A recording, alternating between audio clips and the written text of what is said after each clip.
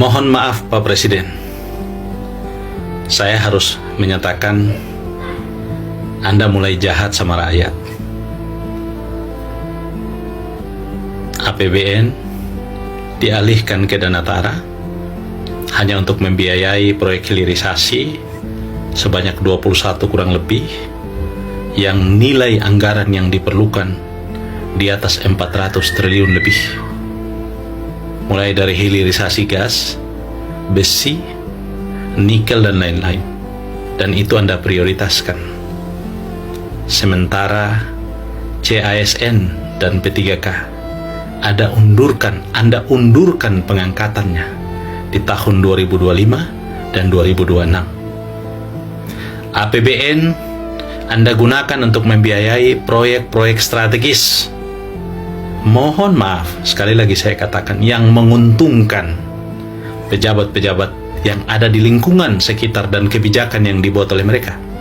Menguntungkan mereka. Bisa jadi Anda pun diuntungkan Pak Presiden.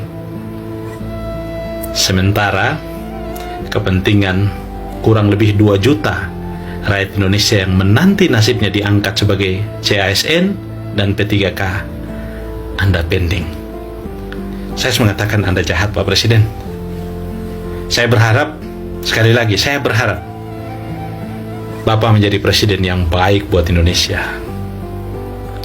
Sudah cukup 10 tahun Pak Jokowi memberi contoh presiden yang buruk sepanjang sejarah kepemimpinan di Indonesia. Karena itu saya berharap Anda bisa menjadi presiden yang baik. Betapa sadisnya kebijakan ini. Karena kenapa? Skema pembiayaan Danatara yang semula uang rakyat, uang APBN, sudah tidak lagi menjadi uang APBN, dan Anda gunakan untuk membiayai hilirisasi. Semestinya Pak Presiden, proyek hilirisasi ini gunakan saja skema pembiayaan swasta dan libatkan investasi asing. Biarkan APBN bekerja dan membiayai kepentingan rakyat, Pak Presiden. Kita tidak mendesak kok. Gas, besi, dan lain-lain itu tidak mendesak, tidak menyentuh kebutuhan rakyat, Pak Presiden. Yang mendesak itu lapangan kerja, Pak Presiden. Yang mendesak itu makan hari-hari, Pak Presiden. Yang mendesak itu kesehatan gratis, Pak Presiden. Yang mendesak itu pendidikan gratis, Pak Presiden. Yang mendesak itu putaran ekonomi, Pak Presiden, agar daya beli masyarakat meningkat, Pak Presiden. Itu yang mendesak, Pak Presiden.